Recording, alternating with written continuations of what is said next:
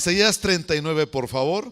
Quiero concluir lo que hablé hace 15 días acerca de la mayordomía del corazón. Dice el versículo 1 de Isaías: en aquel tiempo Merodac Baladán, rey de Babilonia, envió cartas y presentes a Ezequías porque supo que había estado enfermo Ezequías y que había convalecido.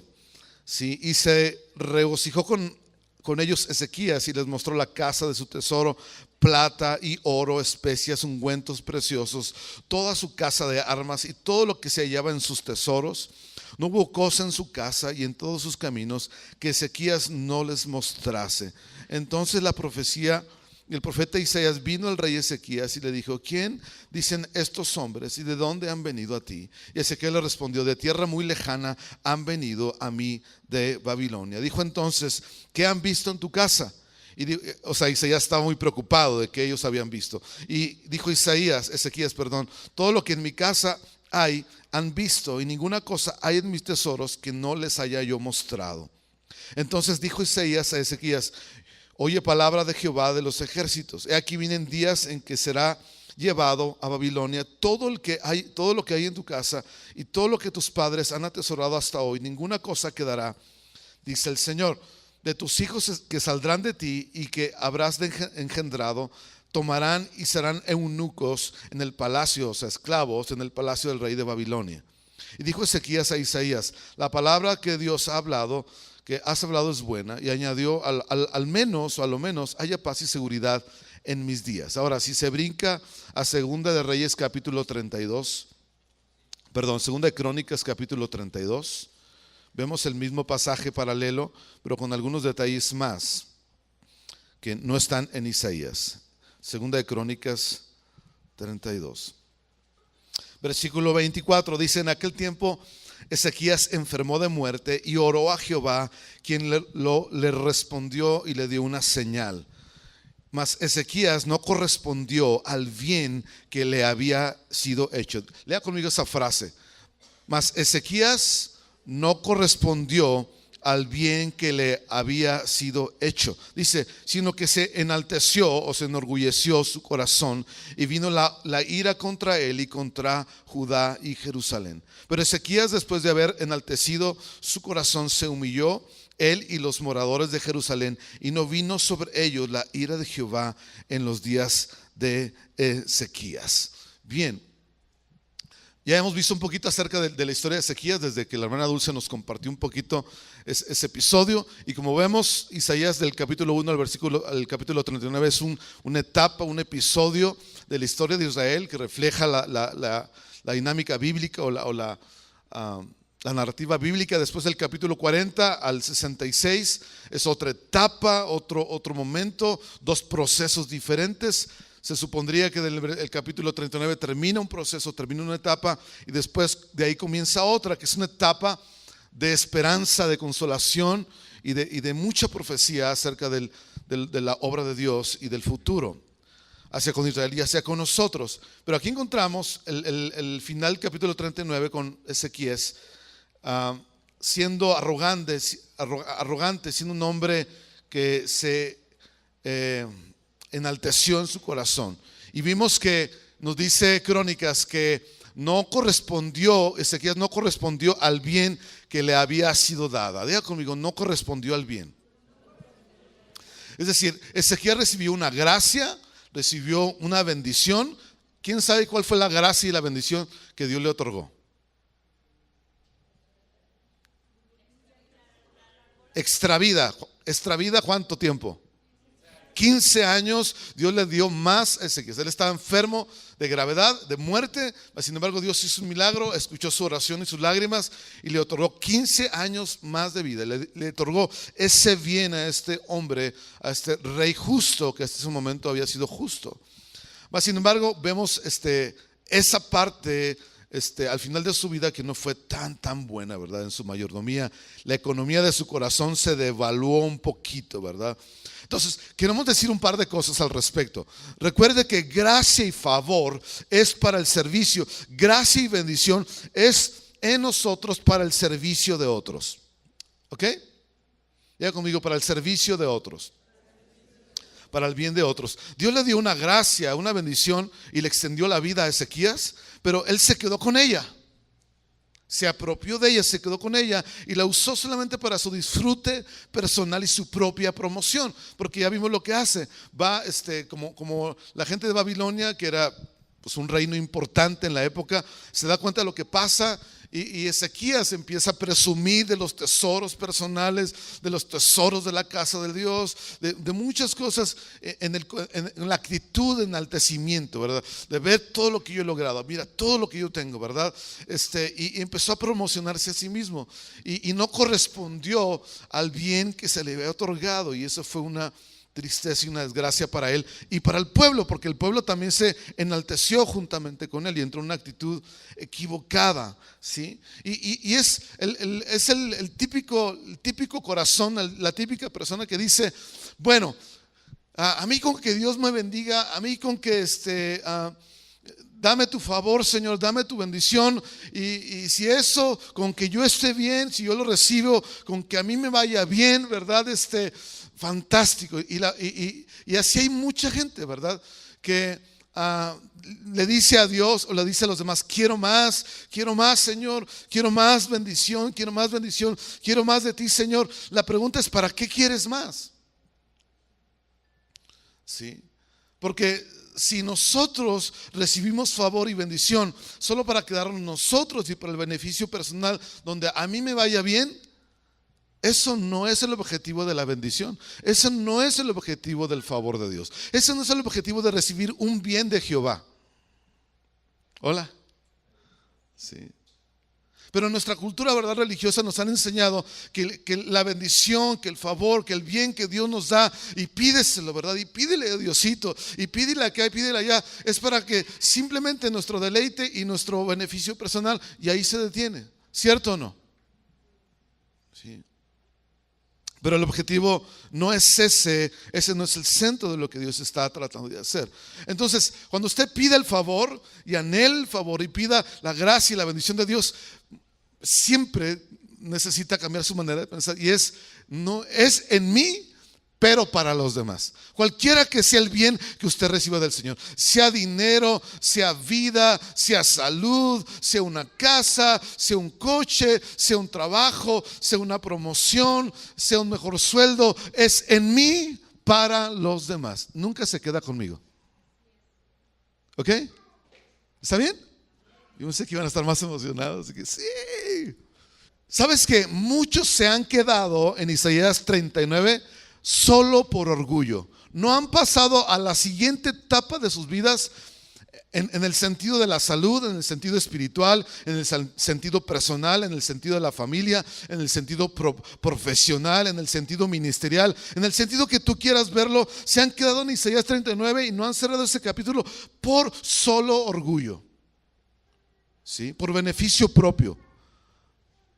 Por no abrir las manos para dar la gracia a los demás, para no dar e impartir o compartir el bien de Dios a los demás. Por miedo de no tomar lo que Dios quiere darles para el beneficio de otros. ¿Sabes que muchos no avanzan, ¿sí?, en los diferentes ámbitos de la vida? Porque rechazan la idea de crecer, de estirarse, de ampliarse, de extenderse para dar espacio a recibir más, a ser promovidos, a ser empoderados, a ser habilitados para el provecho y el beneficio de otros. ¿Sí? Y eso es a un nivel de una familia, al nivel de un trabajo, de una iglesia, de una empresa, de un salón de clases, de un padre, ¿verdad? Que a nivel familiar, ¿verdad? Alguien que no quiere crecer, que no quiere avanzar en ciertos aspectos de su vida, ¿verdad? Como padre o como madre, o de su trabajo, no quiere crecer, no quiere extenderse, no quiere ser empoderado o ser promovido, porque nunca está pensando en los demás, siempre está pensando en sí mismo, ¿verdad? Y mucha gente rechaza esa idea porque no quieren ponerse en un lugar donde puedan recibir más para el beneficio y el provecho del resto de las personas. Y mucha gente entonces nunca avanza, nunca da el siguiente paso, ¿verdad? Nunca pasa a la siguiente etapa. Te quiero animar, si tú eres un padre o madre, a que tú deberías estar leyendo algunos libros, ¿verdad? Que te ayuden a cómo ser un mejor padre, una mejor madre, cómo dirigir, cómo enseñar, cómo discipular o cómo ayudar a tus hijos chiquitos o a tus hijos adolescentes. Con la idea que estás buscando ensancharte, crecer, expandirte. No rechaces la idea de no hacerlo, porque eso es egoísta. ¿Sí? Dios te dotó a ti como padre, como madre, para que tú puedas facilitarle, ayudarle a tu familia a ser mejores hijos, a ser mejores adolescentes, a ser mejores jóvenes y ser mejores seguidores de Cristo. Y eso, ese entendimiento y esa comprensión necesita ir creciendo, necesita irse ensanchando. ¿O cuántos ya aquí saben todo de cómo ser padres? ¿Habrá alguien que diga, yo ya me la sé de todas a todas? No, ¿verdad? Entonces, usted necesita crecer. Diga conmigo, yo necesito crecer. Sí, yo necesito extenderme. ¿Sí? Piensa un momento en todas las personas que no han crecido, que no han avanzado, que no han experimentado transformación, que no han sido promovidos en casi nada en su vida. Son gente que está cerrada. Es gente que está aislada del resto de la gente, encerrada en sí misma, está endurecida y solo piensan en sí mismas, en sus propias necesidades, ¿verdad? En su situación y ven su situación como la peor y la más fea, ¿verdad? Y ni siquiera pueden hablar de un logro o de una meta, una victoria propia, porque no tienen ninguna, porque no han avanzado. Y es gente que suele ser muy cerrada, muy aislada. ¿Sí? Eso es orgullo. Crecimiento es esencial para nosotros. Avance, extensión es esencial para todos nosotros. Y tú ves a Ezequías con el bien de Dios sobre él y no lo quiso extender a favor de los demás. No estaba preocupado más que por su propio bien y que mientras yo esté bien, que el mundo ruede. Y eso es un pensamiento completamente contrario a Dios y contrario al Señor. Entonces, en un sentido, mucha gente no se extiende, no avanza por miedo. Y miedo siempre, bueno, no sé si siempre, pero miedo es una forma de orgullo. Digo, a mí, les soy honesto, me ha confrontado el asunto de una manera personal. Porque con este asunto de lo que le acabo de poner en la canción y con lo que Dios nos ha hablado, a mí honestamente me da miedo. Siento que Dios está tratando de ponernos o darnos algo que para mí es demasiado grande. Me aterra ser un personaje público y me da miedo porque veo cosas que Dios me está dando y siento que son demasiadas grandes y yo como que tengo las manos muy chiquitas y yo quiero decirle a Dios, mira, yo solamente puedo manejar esto, eso es demasiado grande para mí, ni siquiera voy a saber cómo administrarlo.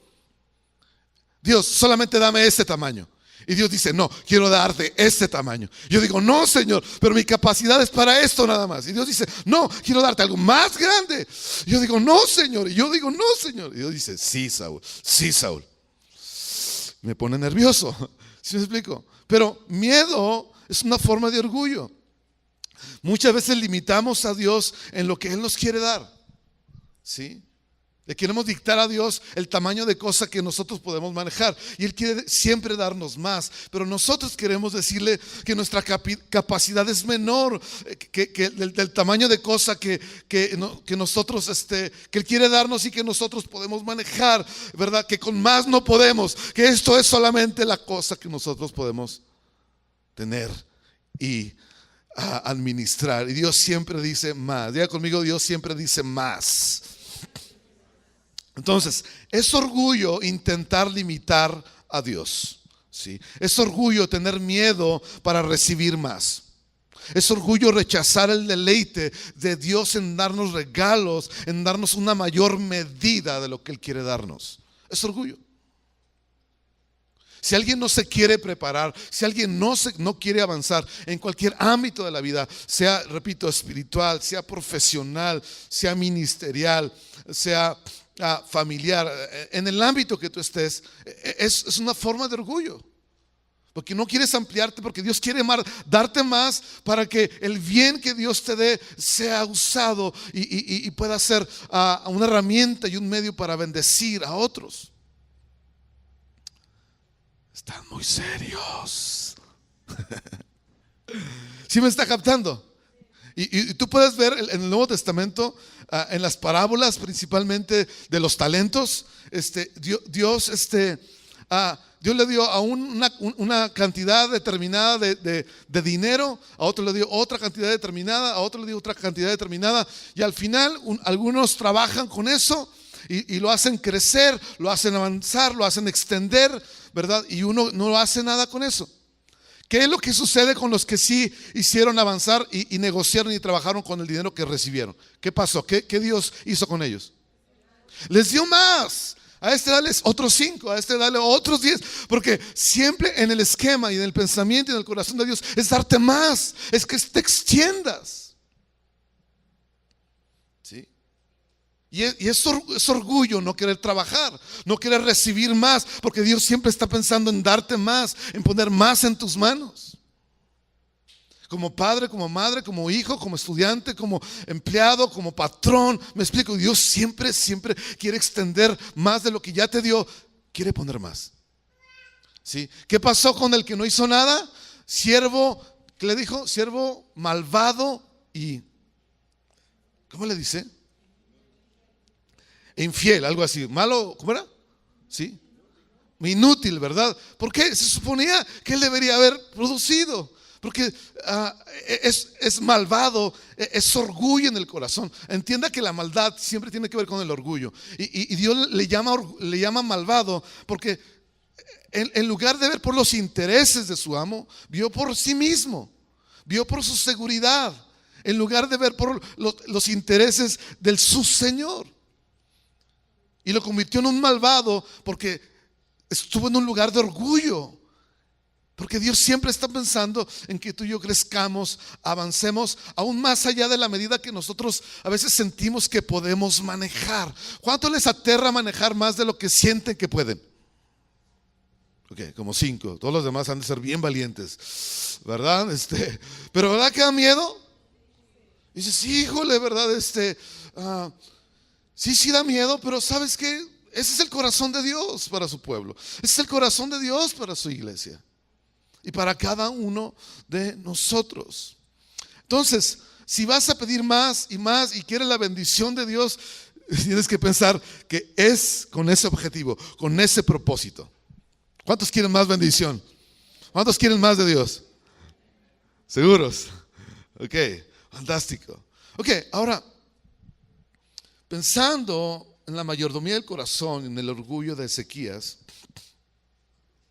y un pasaje que desde hace algunas semanas atrás traigo en mente, 2 Corintios capítulo 12, versículo 7 en adelante. 2 Corintios 12, 7. ¿Sabe por qué algunas cosas no se desarrollan, no se extienden, no crecen? Porque hay demasiada gente orgullosa que no quiere ensanchar su corazón. Hay algunas cosas y áreas de nuestra vida que ya llegaron a un tope y no crecen y no avanzan porque hay demasiado orgullo en nuestro corazón. Sí. No levante la mano, pero ¿cuántas mamás aquí quisieran que sus esposos fueran mejores esposos y mejores padres? ¿Cuántos esposos aquí quisieran que sus esposas fueran mejores esposas y mejores madres? ¿Verdad que todo el mundo queremos eso de los demás? Entonces dígase a sí mismo, lo voy a hacer, voy a crecer. No están muy convencidos, ¿verdad? Diga, voy a ensancharme, voy a avanzar. Si tengo que dejar de ser el gruñón, voy a dejar de ser gruñón en el nombre de Jesús, con el poder de Dios. Si voy a dejar de ser, ¿verdad?, latoso, ¿verdad?, e indiferente hacia con mi familia, lo voy a hacer porque necesito ensancharme, necesito crecer. Padrísimo. Voy a dejar de ser, ¿verdad?, la criticona, ¿verdad?, y el bajapilas de mi marido. Amén. A ver, todos los hombres los paridos pongan su oreja así. Y voy a dejar ser la mujer gritona, ¿verdad? Y manipuladora que siempre he sido para el bien de mis hijos y el bien de mi familia. Gloria a Dios. Y algunos están volteando a ver el piso, a hallar elefantes en los mosaicos, ¿verdad? Sí. Porque necesitamos crecer. Ese es el corazón de Dios. El bien de Dios sobre nosotros. 2 Corintios 12, 7 al 10. Lo puse en otra versión, que es la versión contemporánea. Dice, está hablando Pablo en defensa de su apostolado y su ministerio, y dice, y para que no me exaltara a sí mismo demasiado por la grandeza de las revelaciones que recibí, se me clavó un aguijón en el cuerpo, un mensajero de Satanás, para que me abofetee y no deje que yo me enorgullezca. Haga pausa. Qué interesante que el diablo es un instrumento de Dios. ¿No le parece eso magnífico? Es una chichincle. Ahora, vas y me cacheteas a aquel, y me cacheteas al otro, y un zape le das a aquel. ¿No le parece eso bueno? Porque a veces vemos al diablo como, ¿verdad? El trinchi, este malvado diablo me tiene todo juido y todo amolado. No, el diablo es una chichincle de Dios. Es un servidor de los propósitos de Dios. Aquí había un propósito y mandó cachetear al Pablo constantemente 15 cuántos años, ¿no? Aunque no sabemos exactamente, los comentaristas no se ponen de acuerdo a qué era el aguijón, si era una cuestión física o una cuestión externa, no se sabe a ciencia cierta. Pero ahí está el diablo siendo instrumento de Dios, ¿no? Así que no damos gracias a Dios por el diablo, pero qué bueno que el diablo es obediente a Dios, ¿no cree usted? Ok, dice el siguiente versículo: 3 veces, dice Pablo, le he rogado al Señor que me lo quite, el aguijón, el azote. Pero Él me ha dicho, Jesús me ha dicho, con mi gracia tienes más que suficiente, porque mi poder se perfecciona ¿en dónde? En la debilidad. Por eso, con mucho gusto habré de jactarme en mis debilidades, dice Pablo, para que el poder de Cristo repose, habite en mí. Por eso, por amor a Cristo, me gozo en las debilidades, en las afrentas, en las necesidades, en las persecuciones y en las angustias, porque mi debilidad es mi fuerza. Increíble lo que dice este versículo. Bien, un momento. Dice el versículo, ¿dónde está? Con mi gracia tienes más que suficiente, porque mi poder se completa, se perfecciona, se lleva a cabo a través de la debilidad. ¿Sabes? Dios busca empoderarnos. Dios busca poner su poder sobre nosotros. Ese es el corazón de Dios. Dios quiere poner su bien sobre nosotros. Dios quiere empoderarnos a nosotros. Dios quiere, ¿sí?, habilitarnos para sus propósitos. Empoderamiento es el resultado de ser vulnerable, de ser moldeado en la debilidad. El corazón de Dios es habilitar su poder en nosotros. ¿Para qué? Para que su obra y su propósito se lleve a cabo, no para que se quede con nosotros. Entonces, entiende que Dios está buscando los corazones, está buscando las manos para apoderar a la gente, para que su obra y sus propósitos a través de nosotros se lleven a cabo, ¿sí? Voy a usar palabras similares a las cuales me voy a referir a lo mismo para debilidad, ¿sí? Voy a usar rendición, voy a usar vulnerabilidad, ¿sí? Entonces, rendirse, porque dice aquí, con mi gracia tienes más que suficiente, Pablo, porque mi poder se perfecciona cuando eres débil, cuando te rindes. Y rendirse va directo contra toda nuestra naturaleza como humanos. Rendirse va contra toda nuestra inclinación natural, ¿verdad? A querer controlar, a limitarse a sí mismo, a manejar y manipular cosas. Rendirse no es una cosa que a nosotros como humanos nos guste, nos emocione honestamente, ¿sí? En ese punto de donde somos débiles y vulnerables, ¿sí? Pero rendición es la única manera de vivir ante Dios y delante de los demás, y ahorita se lo voy a explicar. Pero dice, con mi gracia, bástate con mi gracia, o con mi gracia tienes más que suficiente, ¿sí?, para llevar a cabo mi obra. Sabes que gracia no es para los poderosos. Gracia no es para la gente que se siente fuerte.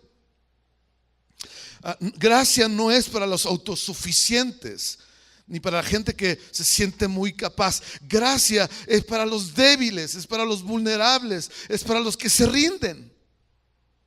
¿Cuántos quieren gracia? ¿Cuántos quieren el bien de Dios? Es para esa clase de persona, ¿sí? Nada más. Pero gracia no es suficiente para el corazón orgulloso. No es suficiente. ¿Por qué? Porque el orgulloso piensa que tiene poder, que yo la armo, que yo la hago, que yo ya sé cómo, ¿sí? Que yo tengo resuelta la cosa, yo tengo resuelto la situación, yo tengo resuelto esto y aquello. Y por eso para gracia no es suficiente para el orgulloso, porque él siente que tiene el control. Ahora, ¿cuántos de nosotros enfrentamos situaciones donde sentimos que sabemos lo que hacemos y sentimos que, ¿verdad?, la tenemos bien manejada, bien controlada? Y nuestra personalidad así, ¿verdad?, aflora, ¿verdad?, un montón, y nuestro carácter, ¿verdad?, y sale todo el apellido Morales, Pérez, González, Hernández, ¿no? Pero el orgulloso rechaza gracia porque siente que tiene poder. Piensa que puede servir, piensa que puede ayudar, piensa que está sirviendo de hecho a otros, pero en realidad usa al resto de las personas para autoprotegerse, en realidad. Usa al resto de la gente para autocomplacerse. Usa al resto de la gente para autorrealizarse, ¿sí?, para autosatisfacción, para autovalidarse. Y mucha gente hace cosas en el nombre del servicio o en el nombre de la ayuda a otros, pero en realidad solamente está mirando por sí mismo o por sí misma. Está buscando autovalidación, sentirse que vale algo, sentir satisfacción en sí mismo o en sí misma. Y eso no es servicio, porque hay un corazón orgulloso detrás de eso, aunque la persona siente que está sirviendo. Y es importante por eso examinar nuestro corazón y la mayordomía de nuestro corazón, porque a veces hacemos cosas por las razones equivocadas. Yo mismo examino mi corazón porque constantemente lucho con estas cosas que le digo. Si usted encuentra, es más, vaya conmigo a Gálatas capítulo 1, si no me equivoco. Encontramos a Pedro luchando con esta dinámica en su corazón acerca de la autoprotección y la autovalidación de su propio corazón. 2:11, ok, dice, pero cuando Pedro vino a Antioquía, le resistí, dice Pablo, cara a cara, porque era de condenar lo que él estaba haciendo, la actitud que tenía. Pues antes de que viniesen algunos de parte de Jacobo, comía con los gentiles, o sea, con los que no eran judíos. Pero después de que vinieron, ¿sí?, se retraía y se apartaba de los gentiles porque tenía miedo de los de la circuncisión. O sea, Pedro se estaba autoprotegiendo, ¿sí? Estaba tratando de validarse a sí mismo. Se juntaba con los gentiles cuando le convenía y se juntaba con los gentiles cuando le convenía. Se sentía seguros con estos en un rato y se sentía seguro, buscaba protección, buscaba validación, quedar bien tanto con los judíos de la circuncisión, tanto como los gentiles de la no circuncisión. ¿Sí? Estaba protegiéndose a sí mismo. Él sentía que les estaba sirviendo, que estaba ayudando a los judíos por un lado y que estaba ayudando a los gentiles por otro lado, predicándoles. Pero la verdad es que no estaba sirviendo de una manera correcta. ¿Sí? Había orgullo en su corazón disfrazado, ¿sí? Y en realidad no estaba haciéndolo, sirviendo realmente. Entonces, ¿sabes? Un orgulloso tiene un poder, pero que no usa, ¿sí? No lo usa para el provecho de otros, lo usa para sí mismo. Así es el orgulloso. Entonces, en realidad, la persona orgullosa no tiene poder, es autosuficiencia. ¿Sí? Y si tú estudias la escritura, el día que Adán se hizo autosuficiente de Dios, se separó de Dios para decir, yo por mí mismo, yo no te necesito, ¿sí? yo la hago por mí mismo, y se independiza de Dios y se hace autosuficiente, ya Adán ya no pudo servir a su esposa. ¿Sabes qué hizo Adán con su esposa? ¿Alguien sabe? La echó por delante, la usó, la puso de escudo. Porque cuando hay orgullo en tu corazón, eres autosuficiente. Y cuando eres autosuficiente, solamente miras por ti mismo y tu validación y tu autocomplacencia. Y ya no puedes servir a las personas, las usas. Ya no puedes usar las cosas, a tomar las cosas, usas las cosas para ti mismo. Usas las amistades, usas a las personas, usas a la familia, usas cualquier cosa, cualquier tipo de relación para el beneficio propio. ¿Sí? Para sentirte tú seguro de cómo tú eres, de cómo tú fuiste formado o enseñado. Y eso es tan peligroso en el corazón. El rey Saúl también se hizo autosuficiente, como muchos otros en la Biblia. Y ya Saúl no pudo servir al pueblo de Israel. Usó al pueblo y lo usó como escudo delante del profeta Samuel. ¿Por qué? Se hizo autosuficiente. Y así es la gente orgullosa, ¿sí? Que camina en ese terreno peligroso. Entonces, hasta que no dependas de Dios, ¿sí? No usarás tu vida y tus dones para el provecho de los demás. Voy a repetirlo. Hasta que no caminas dependiendo de Dios, no serás empoderado para servir a otros. Es decir, que tu vida, tu ser depende de Dios, es esencial para servir a los demás. Para tomar el bien que Dios te da, poco o mucho, y usarlo en beneficio de otros. Es esencial depender de Dios. Es esencial ser vulnerable delante de Dios. Es esencial que tú seas débil en ese sentido delante de Dios. ¿Sabes que Dios busca adoradores? Dice la Escritura en Juan capítulo 4. ¿Sabes por qué? ¿Por qué adoradores? Porque adoración es rendición. Adoración no son cantos lentos, no es música así llegadora, así de que te arranca la lágrima, te hace levantar las manos. Eso no es adoración. Adoración es rendición, y por eso Dios busca adoradores. Adoración es un corazón rendido a Dios. Y se rinde en un tiempo de alabanza como el que acabamos de tener. Se rinde en el trabajo, se rinde a Dios en su casa, se rinde a Dios en sus tratos con los demás, etc. Y los rendidos o los adoradores son los únicos que pueden vivir una vida para los demás. Son los únicos. Por eso Dios los busca. Dios está buscando gente rendida a Él, que dice: Señor, tu gracia es suficiente. ¿Sí? Yo no la armo por mí mismo, por mí misma. ¿Sí? Entonces todo nuestro servicio estará definido por la clase de rendición que tenemos ante Dios. Todo nuestro servicio, en cualquier ámbito de la vida, sea con tus hijos, sea con tu esposa, sea con tu cónyuge, sea con tu trabajo, sea en tu escuela, sea en cualquier ámbito de la vida, sea en una iglesia, sea en un ministerio, está definido por la clase de rendición que tenemos ante Dios. Alguien dijo lo siguiente: todos los frutos crecen a través de permanecer y no de esforzarse. Jesús dijo: separados de mí nada podemos hacer. ¿Estamos de acuerdo? Y el fruto siempre es el resultado de permanecer o de vivir rendido al Señor, pegado al Señor, no del esfuerzo humano. De tal manera que la única manera de ser fructíferos o provechosos para los demás es estando rendido delante de Dios.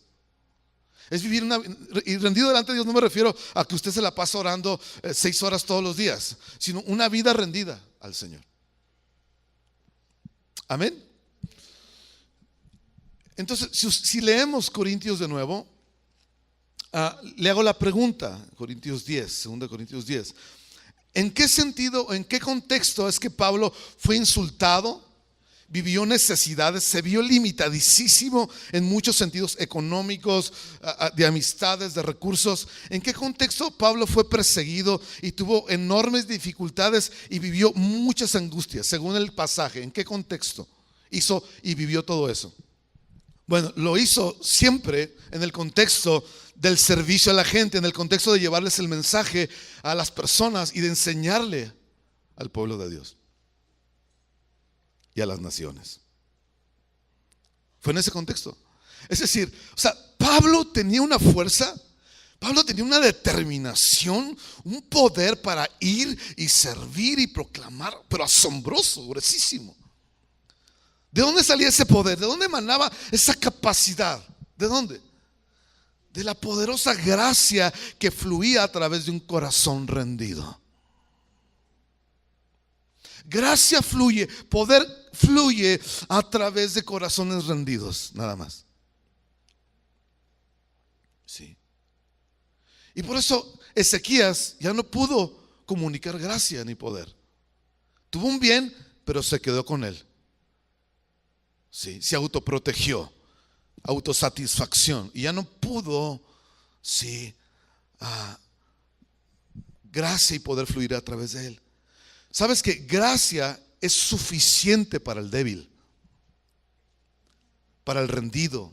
Gracia es suficiente para el vulnerable. ¿Por qué? Porque sabe que él o ella por sí mismo no es suficiente para lograr los propósitos de Dios. Y Pablo dice, se me ha dicho, Jesús me dijo, mi gracia es suficiente, Pablo. Y Pablo entendía, sí, gracia es suficiente, ¿verdad? Es todo lo que yo necesito para que a través de mí los propósitos y la obra de Dios se lleve a cabo. Así que, venga, insultos, cachetenme si quieren, ¿verdad? Necesidades y limitaciones, las que tenga que aguantar, ¿verdad? Persecuciones, venga, angustias, ¿verdad?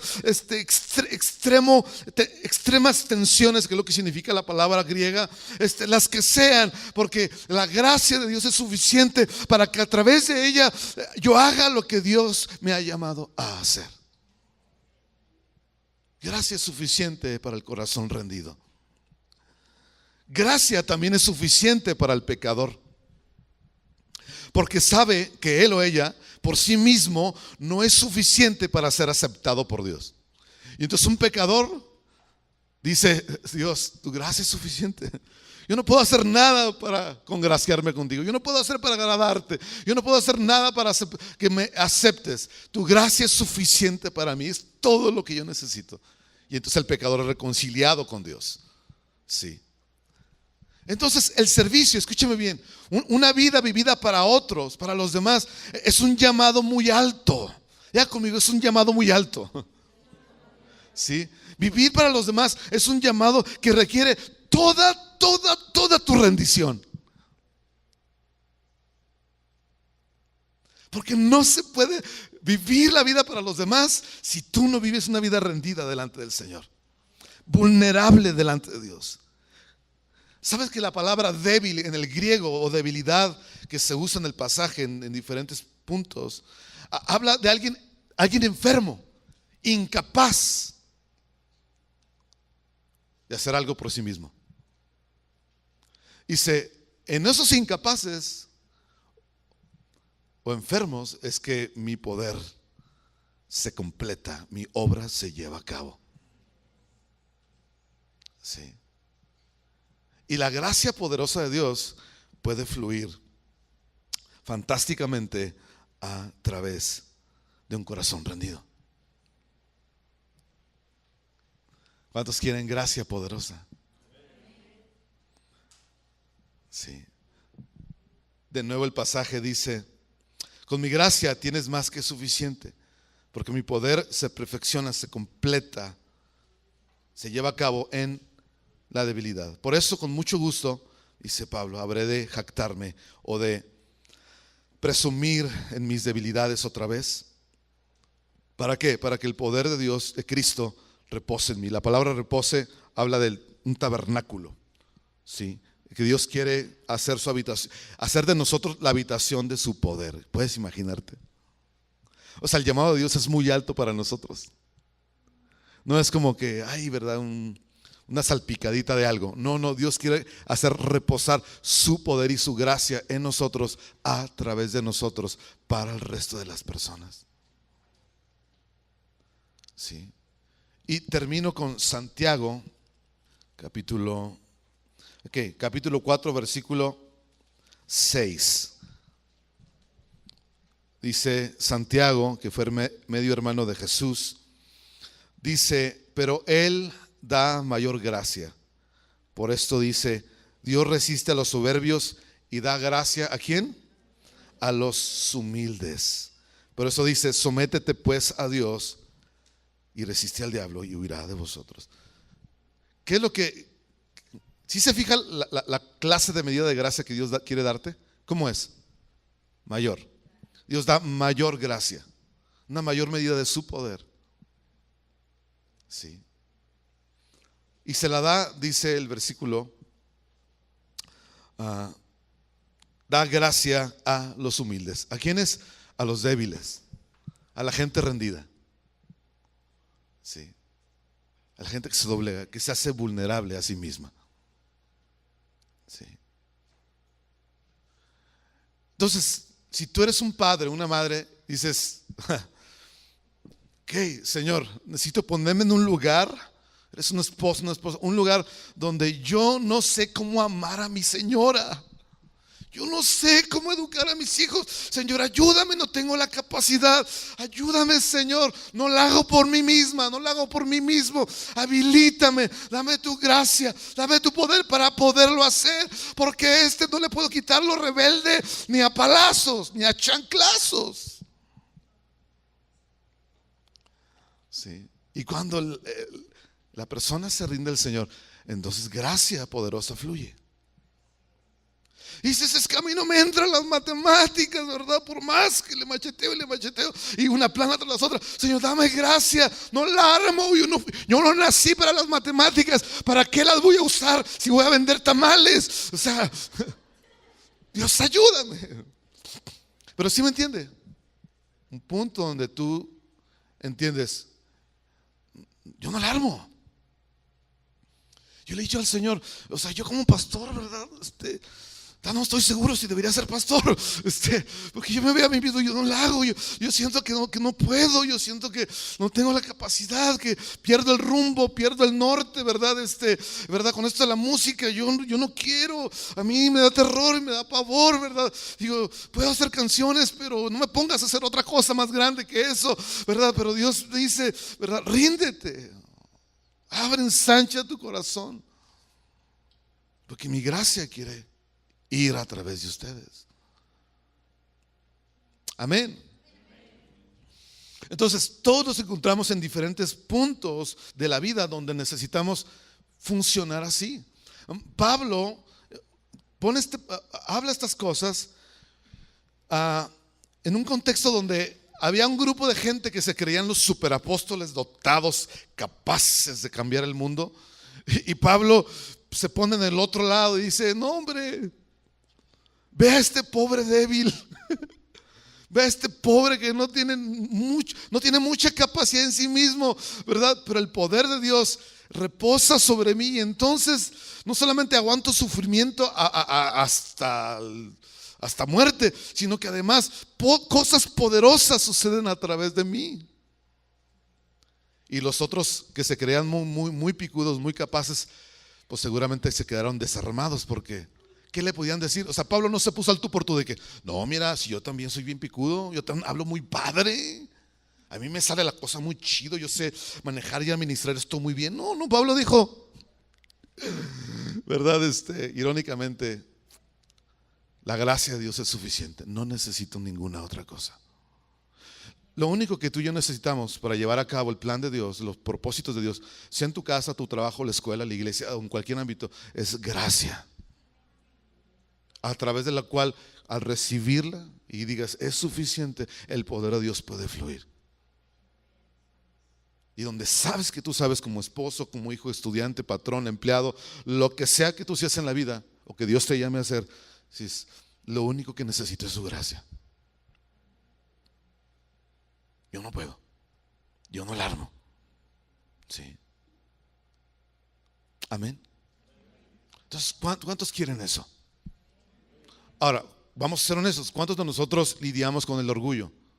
De que nos ha dado miedo abrir las manos, a ensanchar el corazón para tomar el paquetote que Dios nos quiere poner así, y que nosotros decimos, ay, no, verdad, esto está demasiado grande. Y que ha habido orgullo en nuestro corazón. Yo soy el primero orgulloso aquí. Y se lo he compartido a algunas personas. Y yo soy el primero aquí envanecido de que no se niega a esto. Pero no quiero estar orgulloso, no quiero permanecer orgulloso. Yo quiero que el bien de Dios, que lo que Dios nos está dando y seguirá dándonos, vaya, fluya a través de nosotros, fluya a través de nosotros. Amén. O sea, en un par de meses esto que le estoy platicando y la música se va a volver una locura. O sea, no sé qué va a pasar. ¿Verdad? Y híjole, ya no sé ni qué decir, pero, o sea, ¿sí me entiende? Pero es que es Él, son sus propósitos. Son sus propósitos. Pero lo mismo es con tu familia. O sea, ¿qué Dios te trae entre manos? Lo mismo es con tu vida, lo mismo es con tus emociones, con tus sentimientos. ¿Qué Dios quiere? Y Dios quiere que te ensanches. Pero hay que hacer a un lado nuestro orgullo. Entonces, ¿cuántos orgullosos hay aquí? O sea, y miedosos y demás. Póngase de pie, quiero hablar con usted. ¿Cuántos quieren gracia y poder? Sí. Ok. ¿Cuántos quieren el bien de Jehová? ¿Cuántos quieren la bendición de Dios? Yo sé que todos, ¿verdad? Yo sé que todos. Yo sé que todos.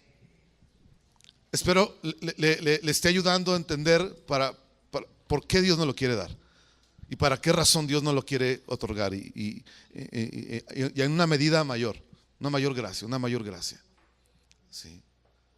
¿Qué hace Dios con los soberbios según Santiago? Lo resiste, ¿verdad? Lo resiste. A esos no les puede dar. A través de esos no pueden fluir, porque para ellos gracia no es suficiente. Para ellos, ellos tienen la fuerza y la capacidad, y eso no. En el reino no va a funcionar. Padre, solo tú sabes la medida de orgullo expresado en temor que nuestro corazón, Señor, alberga.